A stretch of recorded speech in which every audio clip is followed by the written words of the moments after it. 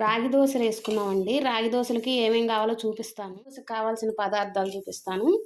రాగులు, మినపగుండ్లు, కొంచెం మెంతులు, ఒక 2-3 స్పూన్లు బియ్యం. ముందుగా 1 కప్పు మినపగుండ్లు పోసుకున్నాం.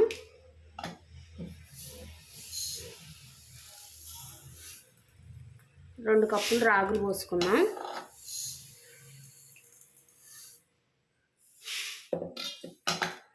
ఒక 2-3 స్పూన్లు బియ్యం, 1 స్పూను మెంతులు. ముందుగా నానబెట్టుకున్నామండి. ఇవన్నీ నీళ్ళు పోసి బాగా 4-5 సార్లు కడిగి అప్పుడు నీళ్ళు పోసి నానబెట్టుకుంటే బాగుంటాయి. బియ్యం వేయడం వల్ల కొంచెం క్రిస్పీగా వస్తాయి. 6-7 సార్లు కడిగేసి మళ్ళీ మునగా నీళ్ళు కొంచెం ఎక్కువ పోసేసి ఒక 5-6 గంటల వరకు నానబెట్టుకోవాలి. బాగా 6-7 గంటలు నాని మళ్ళీ ఇప్పుడు కూడా బాగా కడిగి మెత్తగా రుబ్బుకోవాలి. ఉంటే మీరు మిక్సీ జార్లో రుబ్బుకోవచ్చు. నాకు గ్రైండర్ ఉంది, గ్రైండర్ రుబ్బుకోండి. గ్రైండర్లో అయితే పిండి ఒదుగు వస్తుంది, బాగుంటుంది.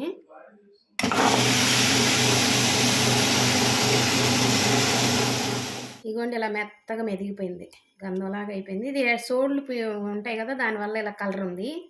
కానీ దోశలు చాలా టేస్టీగా బాగుంటాయి. ఇప్పుడు పిండి తీసేద్దాం, మెదిగిపోయింది బాగా.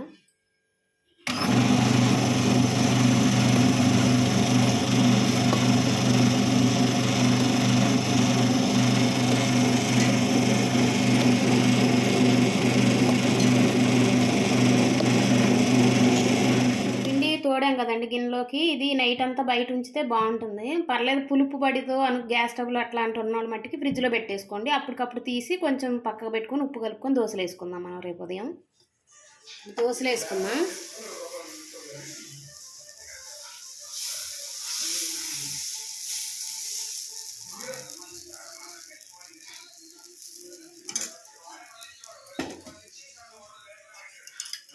ఆయిల్ వేసుకుందాం చెప్పండి.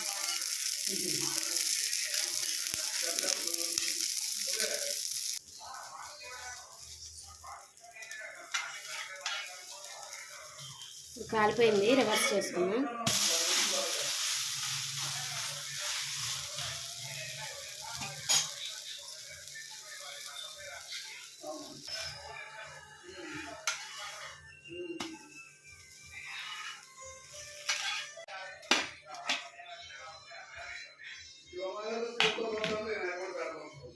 అయితే పల్లీ చట్నీ చేశాను, కొంచెం టమాటా రోటి పచ్చడి కూడా నూరాను, అది కూడా వేసుకుని తింటున్నాను. చూడండి.